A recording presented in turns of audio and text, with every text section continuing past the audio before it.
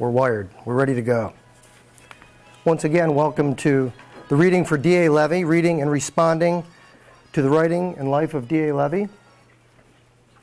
This portion of this weekend's event will be the portion in which D.A. Levy is discussed by many of his intimate friends. His poetry is read, a little bit of discussion about him. Tonight we're very, very pleased to have Russell Salamon, Tom Kryss, D.R. Wagner, Ken Taylor, Ingrid Swanberg, and George Fitzpatrick with us. We are going to first ask Russell Salamon to come up and read.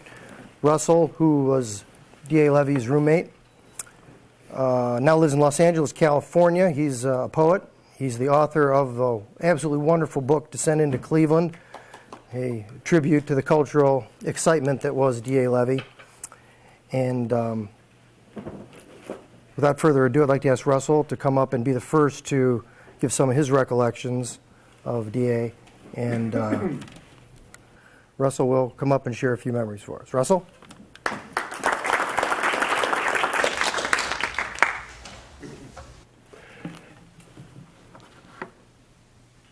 Near the end of 1963 at the Fenn College Poetry Center, which wasn't a center yet, just a monthly meeting of poets. It was called the Fenn College Poetry Forum.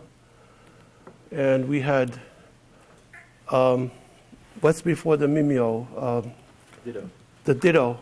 We had dittoed out the poems, and it does stink. For those of you in your last lifetime who remember how that smells.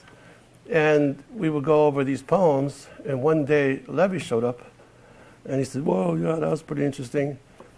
I said, "Well, you're a poet?" Said, "Yes." And he showed me his little book, More Withdrawn or Less. I said, "Whoa, this is good stuff." So we went for a walk after one of these, and the conversations were always really provocative because he was actually thinking. And I was a college student, and you're not allowed to think. You're supposed to just inhale all that knowledge and never apply it. And by the end of 4 years, it turned into wood, and they use you for furniture.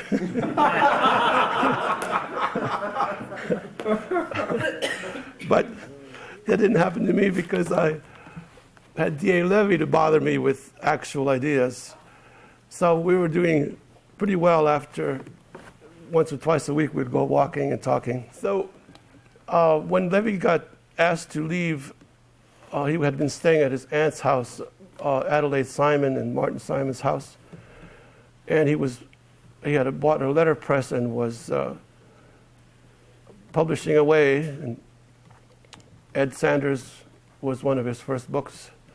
And it was quite busy, but then he was asked to leave and he needed a place to stay. So I said, "Hey, I got 2 extra rooms here." It was a 2-bedroom apartment. And I was only using 1 bedroom, but he decided to use the living room. So he stayed there for about a year from the end of 64 and up to about September of 65. And he was extremely busy.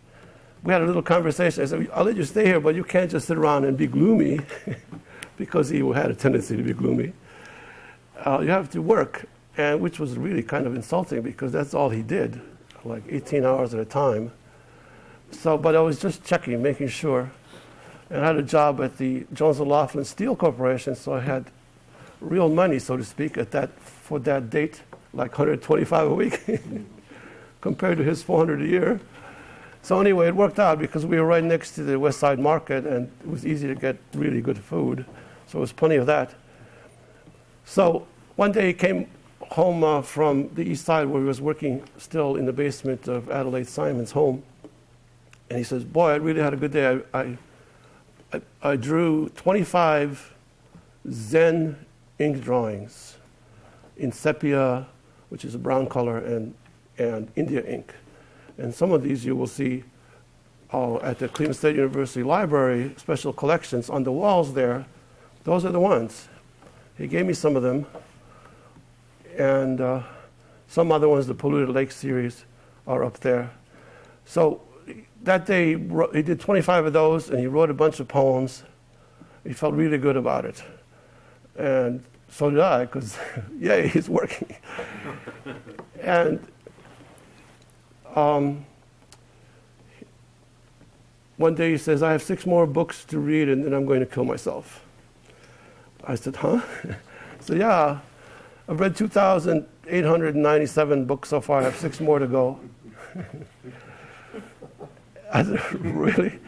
And he said, yes. And there was a .22 rifle on the wall above his couch where he slept. I said, what's that for? So, well, then I'm going to kill myself with that when I finish reading these books. I said, you're not serious. Are you kidding? Oh, yes, I'm serious. In fact, I'm going to do it exactly like this. And he said, I'm going to sit in a lotus position. I'm going to put the thing between my legs. I'm going to aim it at my third eye, which is over here. And I'm going to pull the trigger, and that'll be it. I said, why? Well, so I'm sick of this place. I want to go to a higher level, a higher state. Well, okay. And John Scott, in the film you saw this afternoon, asked him the question, well, what if it's not true? What if this is all you get? Depressing thought. Completely untrue, but it could stop you if you give it a thought. You all, of course, know that you're all immortal spiritual beings, and this isn't your first time out. But you're afraid to admit it because the authorities, the official philosophy authorities, will get you. You won't be able to work if you believe you're an immortal being, and so on. You'll have the usual problems of trying to pretend that you're human. Yeah. But that was what was interesting about Levy. He knew he wasn't human. He knew he was reborn here, probably as an old monk saying, where the hell is it? Where are all the souls? Nobody believes in anything like a spiritual being. So he set about trying to inform people. Levy was definitely an action guy. His time was, he had no delay in his time. He thought of it, he wanted to get it done immediately. He worked quite fast. And those 25 Zen-like drawings that he did, they're all perfect. You say, well, it's not realistic and doesn't copy the physical universe very well. But if you look at it, it has its own space and its own intention and livingness. In fact, that is one of the better qualities of art. It makes life. You look at it and you feel more alive. So art, it's a transportation device. Levy being one of the better conductors. So I'm going to read you an example. Well, the example is actually about past lives. So, switching over. This is part 8, or section 8, part 1 of rectal eye visions, which is an interesting way to go perceiving life.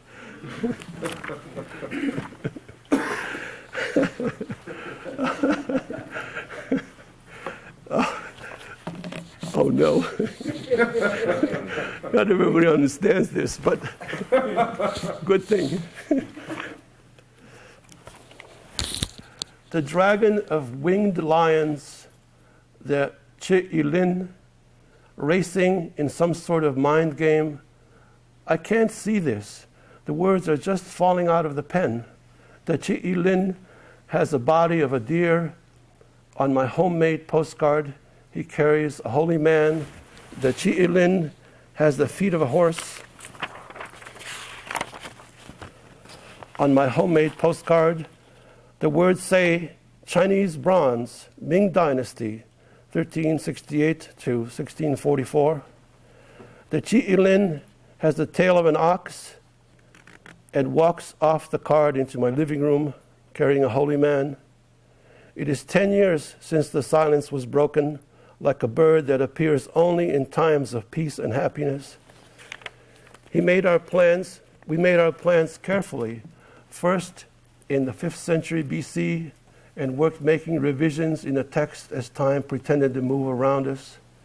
In Ceylon, the 8th century, we painted our dreams, drank tea, and watched the ocean lap our shores.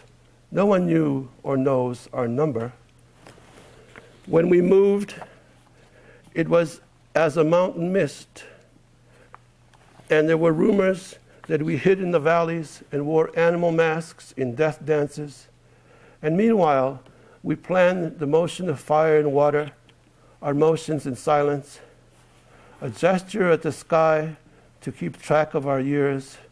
We didn't bother when they preferred to run from their shadows. I think it was the 11th century. Someone noticed 100,000 dead in a dream, and we knew that in their fear they would attempt to end all shadows, and we made our plans. When they invented the radio, we laughed at how slow it was and raced the waves as the ocean pressed our shores. The last time I remember is 1890. We kissed the books and smiled at the mountains moving away, not knowing what to say. I was to be reborn here, and you were to be reborn there, and that was that. Now, in the 20th century, there are many small fires burning. What do you think they will do when they discover they cannot destroy our light? And when we meet them at the gates, laughing as the mountains move away.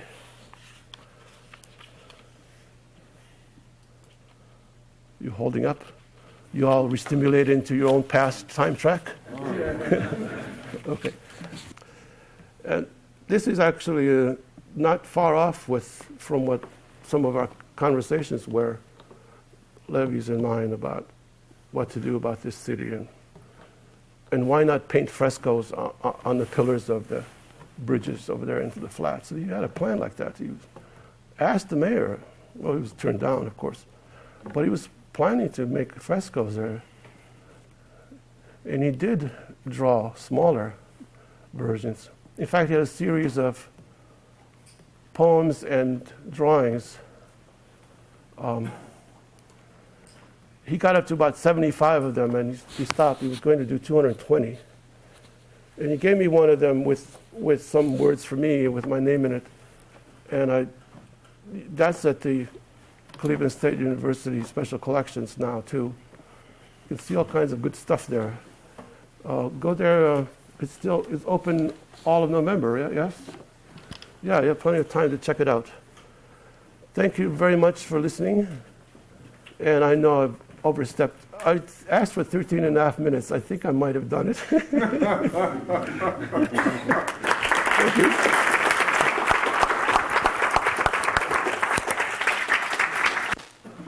Thank you very much, Russell. It's always an adventure. I'd like to ask Tom Kryss to come up. Thanks very much, Tom.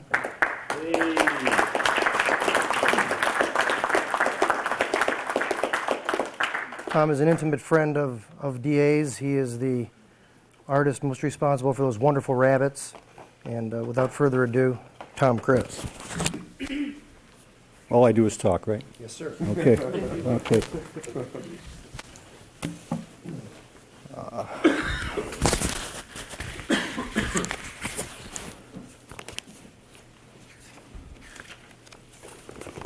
I'd like to read a few words from a newspaper article that appeared in the Cleveland Press on July 15, 1966. I was 18 years old at the time when I spotted this article. It was written by a plain dealer, or rather a Cleveland Press reporter by the name of Judy Prusnick. This is one of the finest articles that's ever been written about DA in a Cleveland newspaper. This article did appear before his arrest. DA Darrell Alfred Levy, erstwhile underground leader of a concrete and social comment poetry movement in northern Ohio, was about to throw in his mimeograph machine. At 23, the Rhodes High School graduate has spent the past 3 years organizing readings, attempting to stock Cleveland library shelves with good literature on art, contemporary poetry, and Oriental religion philosophy, and in general, championing the local poet with dogged shoestring efforts. Subsisting on $400 a year, Levy's Sole livelihood has meant cranking out by hand reams of local poetry, carting it to the Asphodel bookshop in the arcade, and hoping it will sell for the cause. To date, Levy has published over 150 poets, 35 of them Ohioans. But someone else has to start doing this, he said. One way is for me to stop.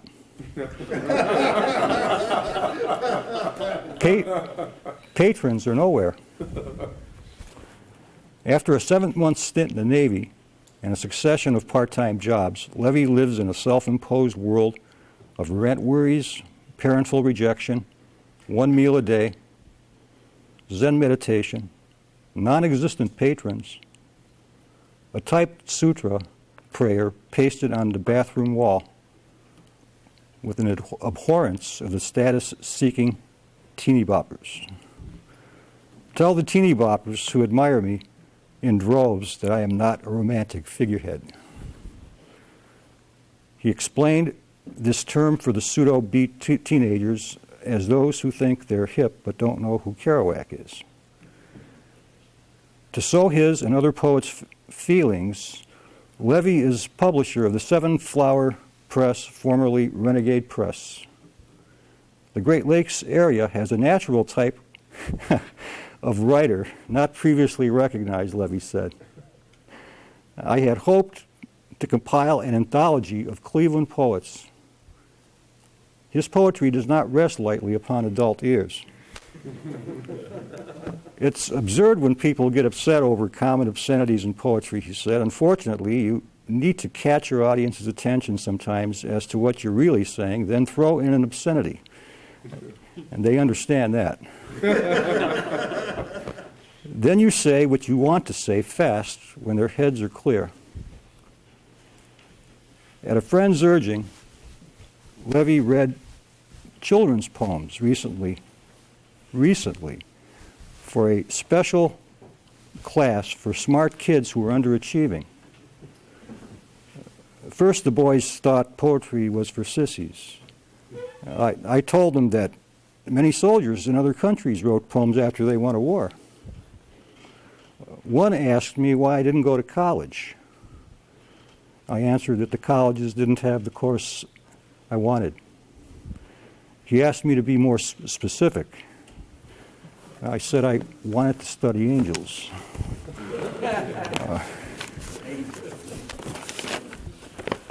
That was my introduction to Mr. Levy. I was working in the storeroom of a major hospital in Cleveland that no longer exists. And I had access to reams of mimeograph paper, canned food, fresh bananas and other sorts of fruit. And I began carting these items into the Asphodel bookstore in the arcade, where Jim received them with mild consternation, I think, because it was such a small place, he had nowhere to store them. The Asphodel, of course, being mentioned in this article. DA came in after a few weeks for his mail, as he always did, and I happened to be there at the time, and that was when we met each other. But enough of that. What I really want to do is read the poems. I'd like to start with a poem by a friend of DA's, whom I don't think they ever actually met each other, but they corresponded a great deal. W.E. Wyatt, Bill Wyatt. This turned up in Cleveland shortly after DA's death. For D.A. Levy, Dharma Blazer. Does the sun shine onto you today? Do your ears hear the bells of timelessness? And your eyes see the great ocean of blessings? It's like asking yourself in the mirror in the bathroom, who needs to shave anyway? Today, I counted 3 bearded Buddhas, 5 sparrows huddled in a tree, one of which shat upon me. Issa's haiku should be in everybody's pocket. and a little bit of you in everybody's heart.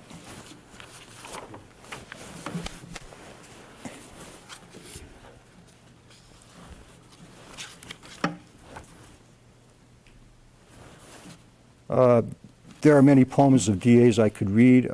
This is the one I seem to read best, so I'll do this one. Our poem for Our Lady of Songs and Dimensions.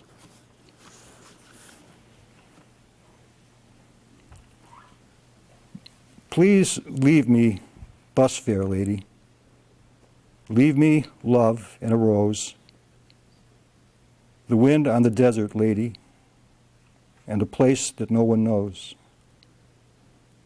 where forgotten eyes are uncovered in the drifting sand and cold, the wind on the desert lady, and a place that no one goes.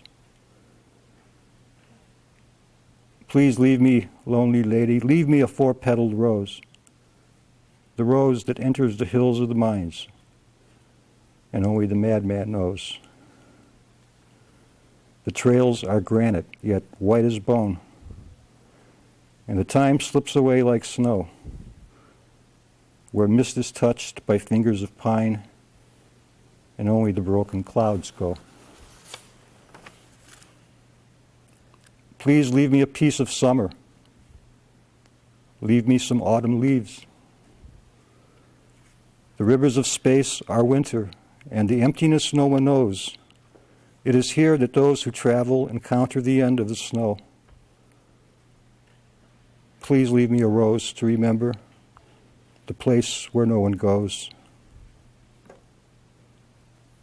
Please leave me, bus fare lady. Leave me a kiss of lead that is a place of grayness where strangers wander alone. A place with neon-lit streets and rivers of dark gutters, where the loneliness rises like a mist to blot out the evening stars. Please leave me, lonely lady. Leave me a smile in glass. I'll carry it under my arm like a dream through the smoke of my city and plant it in another time where love is allowed to grow. Now the dust of the desert lady, and a place where no one goes.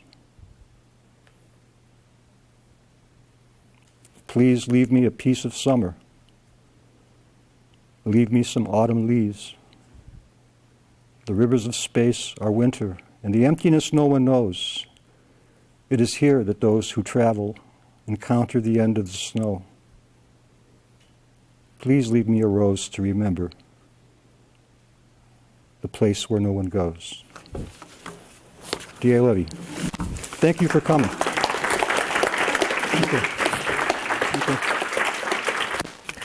If you were there this afternoon at our panel discussion, you got to hear some of the comments of the participants in that particular event. D.R. Wagner's comments were especially enlightening. He's here with us tonight. D.R. is from Sacramento, University of California at Davis lecturer in design. He's a musician, virtual artist, poet with over 21 books of poetry, and he will share some D.A. Levy memories with us tonight. So please welcome D.R. Wagner. I want to share just a couple of incidences that happened with Levy and I that I found very memorable and interesting. One of the times that I was in Cleveland, Lev decided that we should go to the Cleveland Museum of Art and look at the Oriental rugs, because he thought they would make good meditation mandalas for us to look at. So we made our way to the museum and poked around the museum and came to the rug room and sat down on the floor in front of the rugs, and we were meditating. And after about this, one guard kept coming in and looking at us, After about 15 minutes, another guard came in with him. And both looked at us. A few minutes later, they both came in. One said to the other one, "We can't kick them out for just sitting there. They're supposed to look at the stuff." And I don't think I'll ever forget that. Levy got cracked up behind that one, too. And the other one is, Levy was, people talk about an almost a humorous situation about his power as a telepath. Well, he was a powerful telepath. He was a powerful telepath, and he tried to impress upon me that I was a powerful telepath, but I refused to acknowledge that, if that power indeed existed in me. He and a number of other people told me, well, you're wide open receiver. You can get all of that stuff. And I said, oh, that's nice to know. And he said, and you send out a lot of information, whether or not you know you do or not. You send out an enormous amount of information. And I said, well, that's also nice to know, but I don't feel it. I don't feel that I do that. And he said, well, you do. And I was living in Niagara Falls at the time where I had my press, and I was working. I was working on the issue of Moonstones, second issue with the Cleveland section in there. And my work habits were atrocious. I'd work all night. I'd start when I was working at the Carborundum Company, a factory in Niagara Falls, and I would come home and I'd run up to the attic in my mom's house, and I'd work all night cutting stencils and printing and whatnot. About 2 o'clock in the morning, on a Sunday morning, I got a phone call. And I ran down to pick it up, and it was Levy. And he said, go to sleep. I said, what are you talking about? He said, you're keeping us up. I said, what do you mean I'm keeping you up? I'm just printing poems. He said, come down. He said, quiet down, just quiet down. Don't come down, just quiet down. Just like do the work. I know what we know what you're doing. Just stop making so much noise when you do it. Let us go to sleep. And he took me totally by surprise with that one.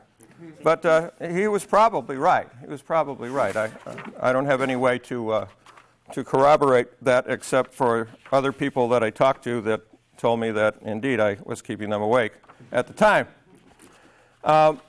I'm going to read a couple of things that I really love that Lev did. I had the privilege of publishing a number of his things for the first time, one of which I wrote with him, which was he published this one, the Egyptian stroboscope, and it started out in his apartment where we just started trading lines back and forth. We trading about Ra. I was very interested in the Egyptian mythology, and Levy was much more knowledgeable in the Tibetan mythology. We thought that these things should find a place to come together, and they found a place, more or less, in the Egyptian stroboscope, and this is a little section from that called the he called it the Egyptian Straw Boss Cop, number 4. We love to make fun and puns on all of the way the language is working through this. Okay, the white arms of Abdios, transfer BMT. He's always making fun and always punning in here. So he's talking about transfers, on rapid transfers and transfers in New York. The black chambers of New York and the spirit of the subways, token IRT. Pyramid tunnels, token shaped like an ankh, token CTS. Swamp of fire, token shaped like a scarab or a floating turd. Here sprinkle water, recite 4 times, and burn transfer, Buddhist compassion and vow of return trip. The spirit of everyone approaches. Hail, leg X. Hail, arm X. Hail, sewer, number 5. Hail, the rat-bitten baby of the tenement ament. Here offer 5 grains of morphine. You are stoned. You are purified stoned. You are like a stoned child just out of the womb toaster. You are going to the other shore stoned. Don't fall out of your boat. Here offer a chocolate cake. The false teeth of Horus are loaned to you. Here offer an angel food cake. Someone is fucking with the lights. Here offer blue ointment. I got them in a fortune cookie in Vancouver. Here burn incense. Another slum area fire, area code 216. Do not open except in case of emergency, emergent eye. So when he's talking about Vancouver here, he's talking about Bill Bissett's press up in Vancouver, which was called Blue Ointment. So there's all of these references that cross back and forth within the stroboscope until they finally become purely visual. The other little thing that I wanted to read for you here was the Paraconcrete Manifesto, the first version of it, when we presented the Concrete Manifesto at the gate. And you can tell that Levy's pretty ticked off here about trying to communicate with words. He puts a swastika up at the top of and at the bottom of the page for the Paraconcrete Manifesto. The superior man, which is his quote from the Yu Ching, the superior man sucks his dinner from the gutter rather than lick the rectal eye of the Oho establishment. It's from the Yu Ching, that's opposed to the I Ching. Our concrete poems are paranoid songs of murder and rape, litanies to the American God. We have replaced In God We Trust with Fuck for the Buck in an attempt to become real American citizens. Our concrete poems are shit. Each poem a tiny spat of diarrhea growing into infinite globules of cement excrement. Our concrete poems are beyond concrete poems, where Dadaism failed preaching anti-art, but creating art, and the na-Dadaists failed by creating an art of nothingness. When they proclaimed nothing, the Cleveland cement fuckers will succeed in giving the public shit. We will give you art suitable only to be used as toilet paper and hung in your porcelain, marble, glass outhouses. Our concrete poems are written to purify our minds and intestines of all Western sophisticated hypocrisy, apathetic, impotent, outrageous, racist, mind-fucking white supremacy dung. To liberate ourselves from the decay of the passive, dainty, ass-fuck culture of art patrons. To save ourselves from being enshrined with the other saints, martyrs, and heroes, the muck-suck as Jesus, Nixon, the Pope, President Johnson, Billy Graham crackers, the American deep image poets, Dali, Wyeth, Walt Disney, and the princes of distortion, the newspaper reporters.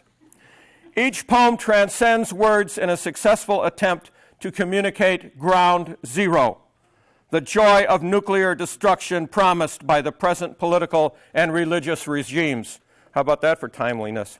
Each poem is a drowned angel, dredged from the polluted sludge of the Mahoning and the Cuyahoga rivers, and signed with the approval of Oho fascist statesmen. Each poem, a free coupon to psychedelic shock therapy and an experiment in piranha consciousness.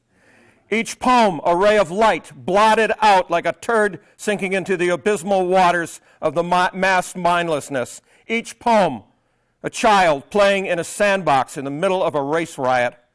Each poem, a ting of nourishment for the sages of extinction. Each poem, a new death of words as art. Each poem, a death of ass art. Each poem, a death. Each poem, a poet,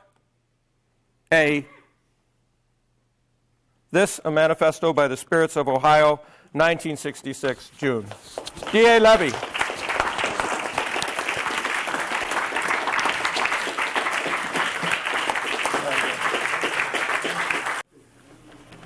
Very good.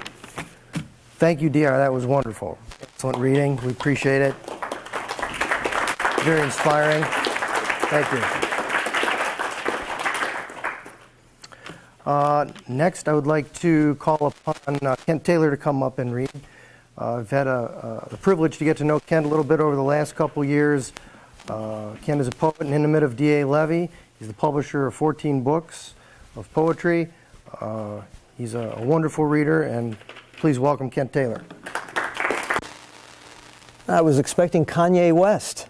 But we have Tessa Lowell in the audience, and that's worth noting. That's Jim Lowell's widow. Jim Lowell died last year, Asphodel Bookstore. Tessa's been with us all day today.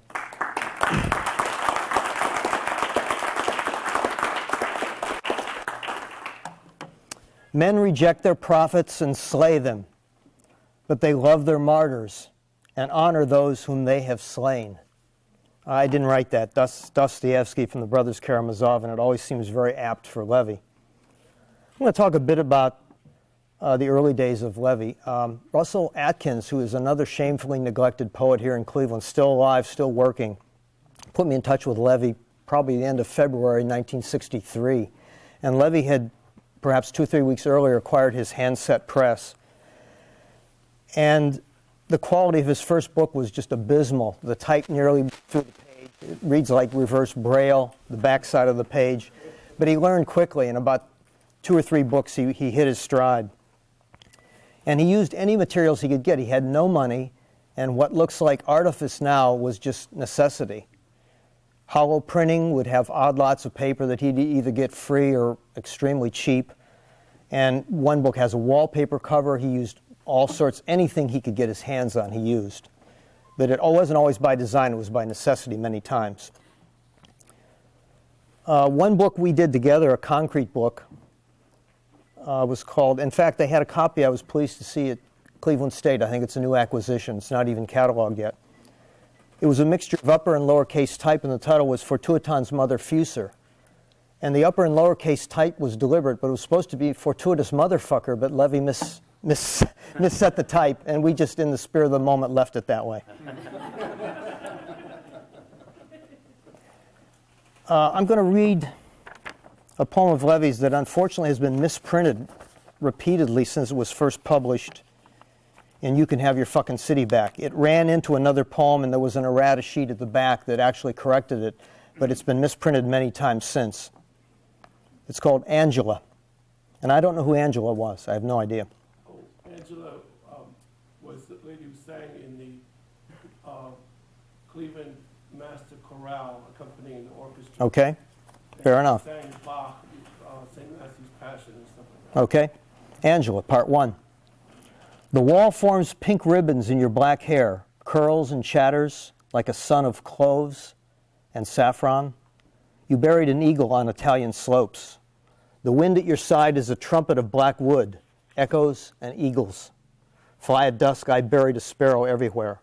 The telephone transforms your voice to black poppies, burn and blush like a sparrow's cheeks. We buried the past with coffins and cloves. On sleepless nights there is Nebutal. 2. The piano is dark, grained, like a spring night, and nothing but the sound of a blackbird remains. In Angela, angels are black magic and mournful, as if the teeth of the ocean are singing. You are too much whiteness for evening. The black trees in sunlight became orphans of winter and warm days. Leap into our breezes, but you are snails and blue water and unexpected postcard smile. 3. If I could pretend you were Malaga or mirages and black alleys, but your pierced ears are not Andalusian, and I have traveled your streets loving you, where you are white as poppies and veined porcelain drowned in sable and shadows. If I could scrape you from my skull, but you cling black like a nightingale sings, and I have followed your lines with a poet's eye. In Puerto Rico, I will be the sun and devour you. 4. It is strange on days like sunflowers have black stems and waver. Why? Lisa fell into her ice cream cone and bruised her arm. In a few moments of silence, we form an arch over the ironing board. It is not very romantic, but it could have rained today. Our windows are clean, and we talk of the past as it existed. I have wastebaskets of tomorrow's dust, and you have old photographs.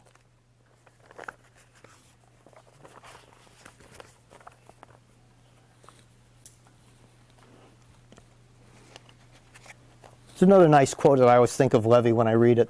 The difference between art and life is that art is bearable. That's Charles Bukowski.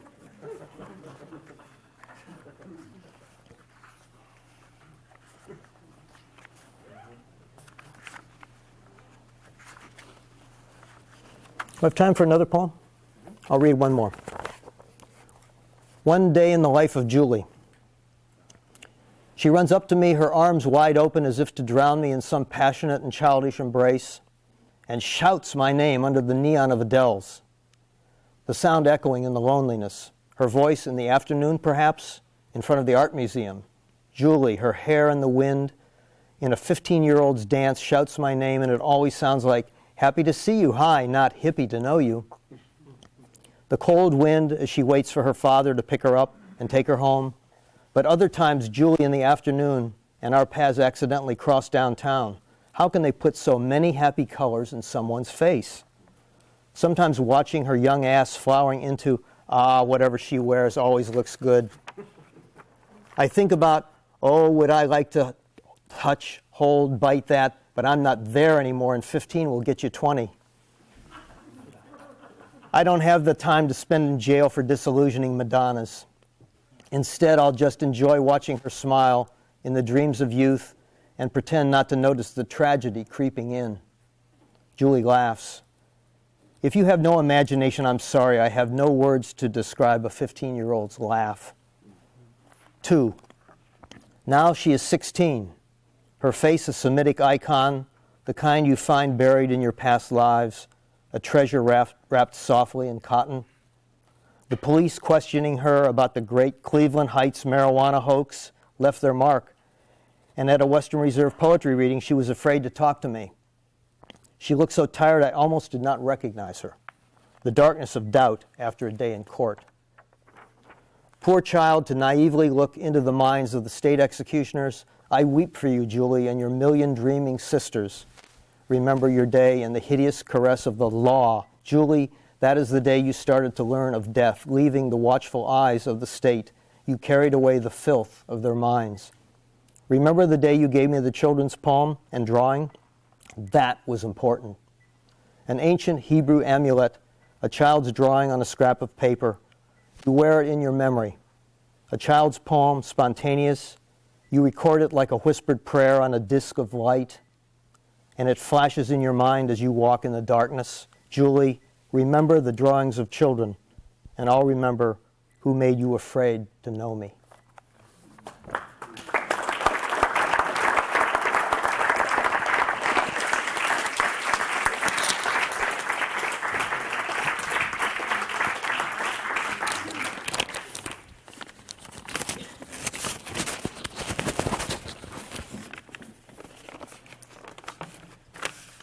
Thank you, Kent. Thank you very much. Very, very nice comments. Excellent reading. Thank you.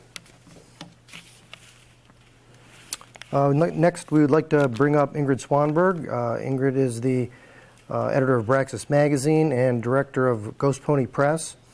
She was, again, on the panel this afternoon and had some great comments there. So please welcome Ingrid Swanberg.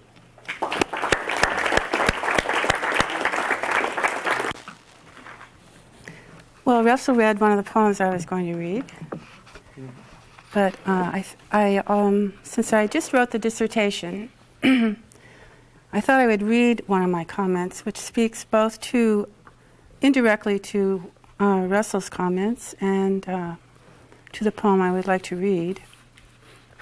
Ghost Pony Press was named for Levy's signatory white pony, which appears in many of his poems. I also think that I'd like to speak to the notion of the poetic I, the I which appears in lowercase letters in Levy's poetry usually, and the poetic persona that he interrogates. I think that we touched on this today when we were asking about the identity of the poet and what was he and what did he intend and what did he think and what did he project. In the dissertation, I talk about the poetic eye remembering itself through time, through eons, as Russell pointed out, other lies. But I think it's also a remembrance of poetry itself through time, through the eons, and through the millennium, as Levy said in another poem, which is on the back of the edition. Can I recall the millennium instead of today? Can I be the millennium? So I wanted to just touch on the question of who is this I? Is it D.A. Levy? When Levy asked after his bust, who is this Levy kid anyway? I think he was also addressing this poetic I. So I would like to read a footnote to the dissertation and then read a poem.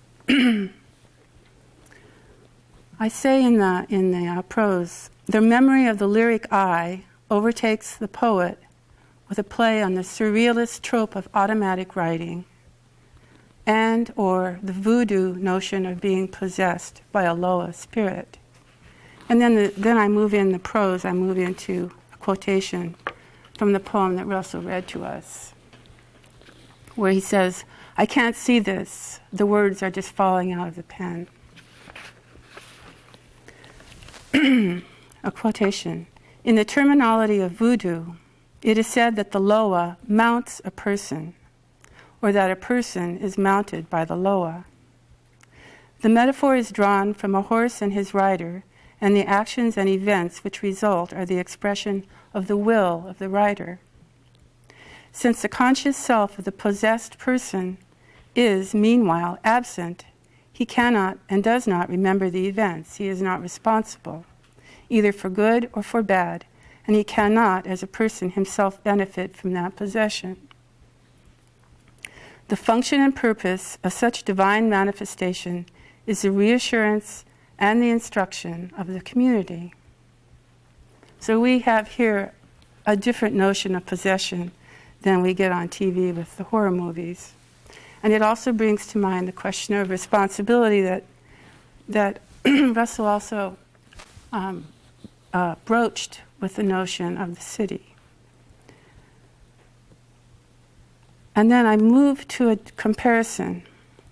The metaphor of horse and rider bring to mind the Tibetan Buddhist notion of the subtle breath, or longda, wind horse, ridden by the mind, which may actually be closer in spirit to Levy's signatory image of the white horse ridden by the poetic eye than the trope of possession. Though Levy, in a letter to his close friend D.R. Wagner, directly identifies the image of the white horse with the voodoo tradition, this is within the context of an I that is other, that is unknown, and within the context of the experience of the light and a lost tradition. If they read, this is a quote from Levy now, if they read the books, they can remember what is recorded in their heads. Unquote. Moreover, it is the horse and not the rider in the tantric tradition that must be stabilized for the divine body to appear clearly, and that is also Levy's point of focus. I am a white horse, and the spirit rides me. Who am I? When sometimes I suspect I even confuse the spirit Loa who tries to control, ride me. Who am I? When I disappear, and then I know about the light. And then it breaks off. And then I make the remark. Untamed by his rider, Levy mixes up the traditions, again working in the mode of montage, collage, using the image of Loa possession to interrogate this poetic I. That said, or that read, I'd like to read a poem, a section from the North American Book of the Dead. What is clear white are these tears falling inside, illuminating the interior, burning, burns, white, gold, tears, eyes in the soft passageways of my mind. And I cry clear white at the sight of my own fears. I am afraid of this motion. I feel the trembling as my identity approaches, and I grab my pen to write. Raining somewhere, the rain, like my pacing about the room.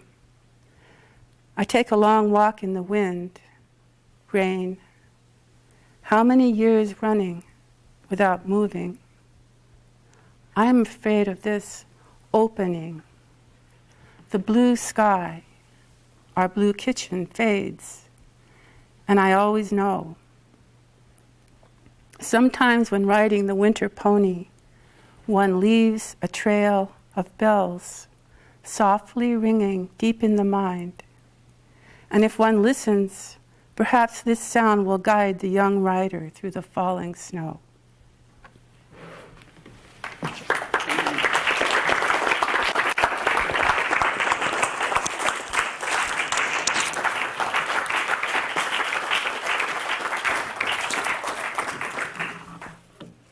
Thank you, Ingrid. That was a very nice choice of poem. Absolutely.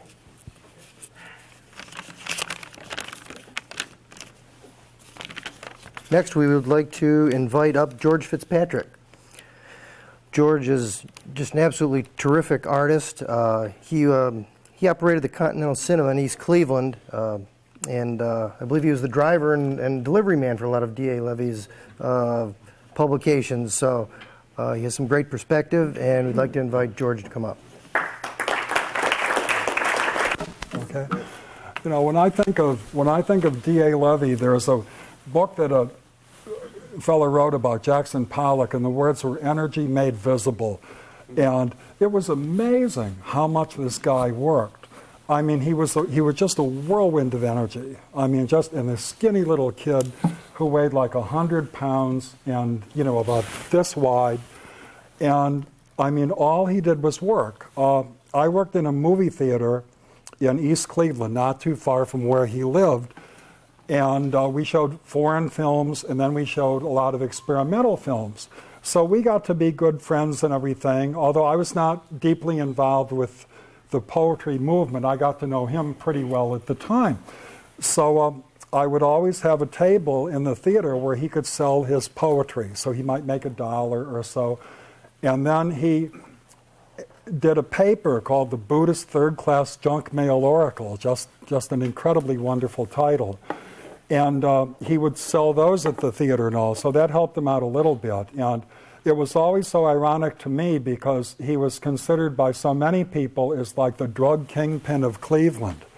And here was a kid who, if he would take half a toke, it would be all he could handle, and half a bottle of beer. That would be pretty well maximum for him. But, you know, what I really remember most is the energy that he had. And the quantity of poems that he wrote in just such a short amount of time, it's really astounding. One that I like, which of course I don't have with me in these couple books at all, that he did, I think in 1965, Cleveland Undercovers, where he goes all around Cleveland, and it starts out like, I have a city to cover. And he really loved Cleveland and East Cleveland. I mean, there was a love-hate relationship, but he truly did love it, I think. And I'm just going to read a couple of poems. This was about his mistress lover, Dagmar, and it's one of 3 that he wrote. She is sleeping, and the blue-gray of daylight is filling the room. I've been writing, and the white shadow of thoughts of night leave me empty or open. On her face, my tired eyes perceive an aura of green, yellow, blue. The blue-gray of daylight is filling the room. Just one of his shorter poems. And there's another one. There was at about 115th and Euclid, where Adele's bar was, there was a head shop next door, run by a guy named Stan Heilbrunn. And Stan was going to go to court one day, and he was certainly, given the times, he was on his way to jail. And the night before, he just left. And this is a poem about Stan Heilbrunn. Said, they said you went everywhere. Cypress tree and sand in my imagination, you were standing someplace, curious. Cold sky of the North Atlantic, Morocco, Tangiers, Sweden, Norway. They said you went everywhere. Canada, Israel, Mexico, California. They said you went everywhere. In your dreams, you were too beautiful to stay here, carrying the sun in your dreams.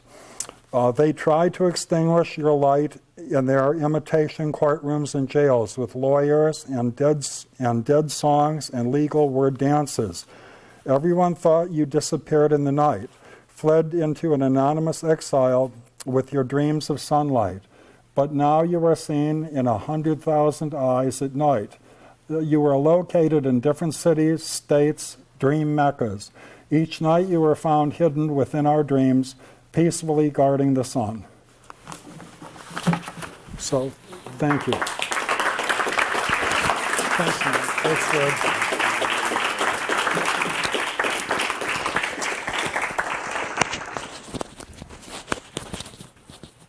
Thank you, George. Thank you very much for those recollections. We have one more bit of commentary on tonight's program. As many of you know, an integral part of the D.A. Levy story is one RJS. RJS is a poet, publisher, intimate friend of D.A. Levy. He helped run the Gate Coffee House and its open readings. He was an active participant in the Cleveland mimeograph revolution. He edited the wonderful Levy anthology, You Can Have Your Fucking City Back. He published numerous Levy chapbooks.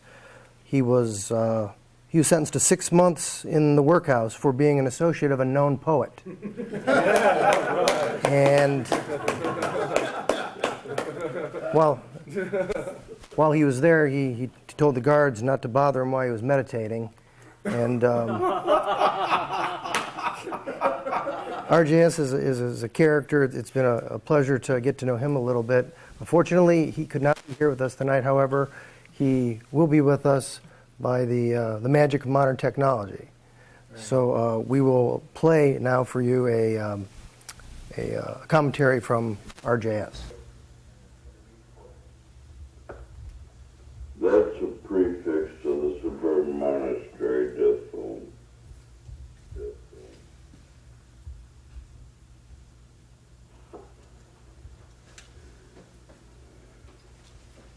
You don't understand poetry. Poets gamble with life on occasion, but usually they're just pimps for the system. The total meaning what I got to say is I don't understand what it's all about. Everyone who knows anything about the light disappears when I ask them. Christians murder everyone who gets in the way. The Jews haven't learned much in 2,000 years. And the Hindus have ego hang-ups. And the Muslims are psychopaths. Voodoo, the black man's Catholicism, is just forgotten.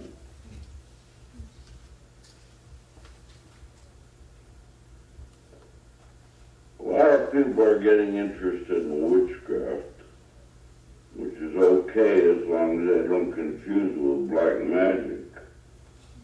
White magic is fun and you can learn from it. But black magic is dangerous. You can't win. And if you're successful with it, you'll probably be reborn a poet and an industrialist. I once read something about existential boredom, and since then, I've been bored.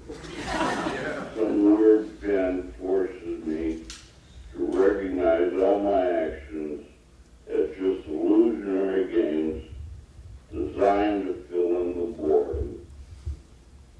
I can't find the prime cause. It's too easy to say it's God's will, but then everyone tries to explain to me what that means. Does God want us to be bored? Well, then fuck him.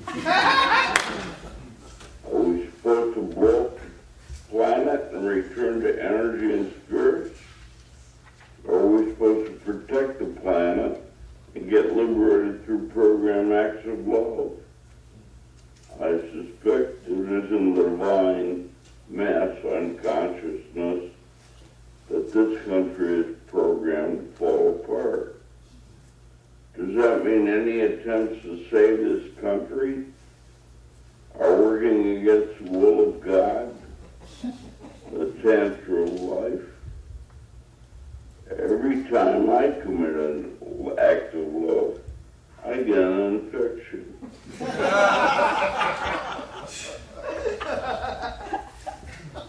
The only time I'm happy is when I'm being happy, but that usually brings other people down, so they bring me down.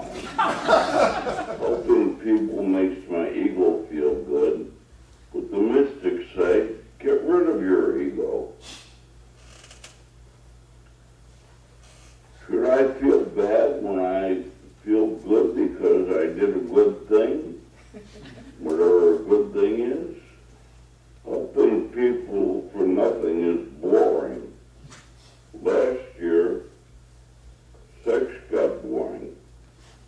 No.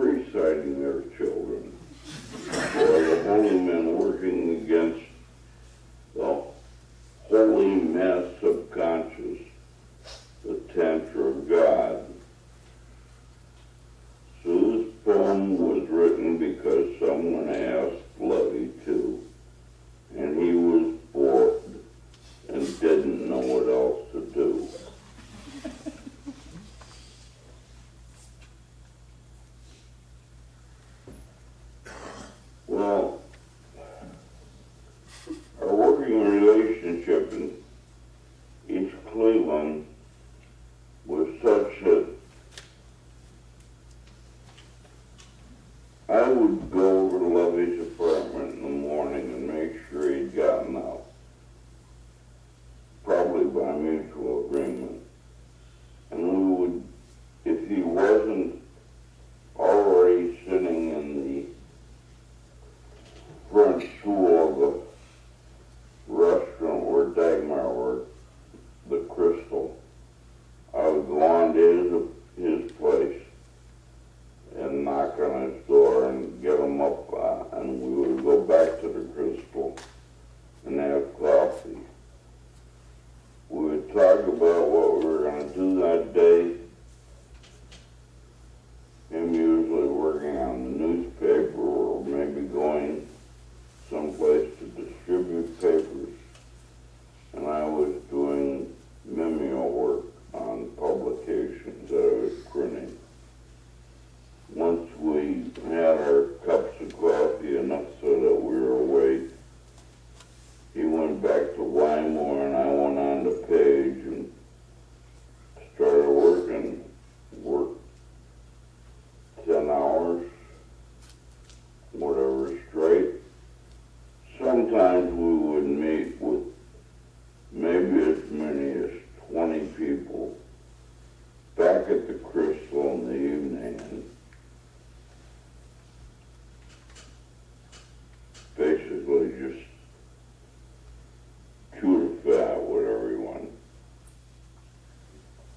Before that, I was living in hiding in the Polish neighborhood with Tom Kryss. We were working on, together with the mimeo, we were working on You Can Have Your Fucking City Back and several other publications.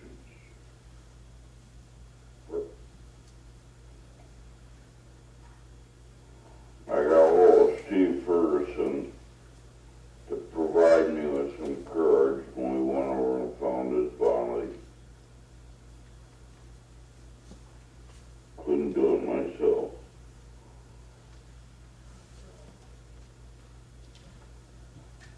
He told me he was going to suicide a couple nights before. I was kind of reading it as a metaphor. See, one thing people didn't understand is that everything he said was in a metaphor. He would say, I'm going to leave Cleveland, I'm going to Israel. And people would laugh at him. You'll never leave Cleveland.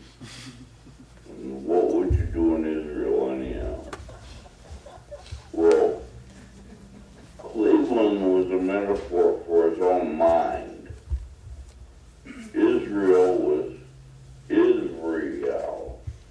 In other words, not the country with the place where things are real, not the kingdom, not of this earth, so to speak. Okay. There's much more to that interview, and you may see it in print sometime. It was really generous. Let's give him a hand.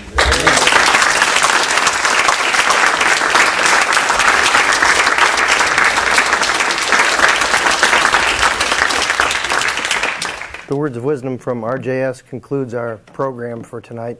If you wouldn't mind going out in the lobby, we have a little bit of wine, we have a little bit of cake, birthday cake for D.A. Levy because today is his birthday, and there's some books out there for sale. So thank you very much for coming. We hope we see you tomorrow at the events in the second day. Thank you.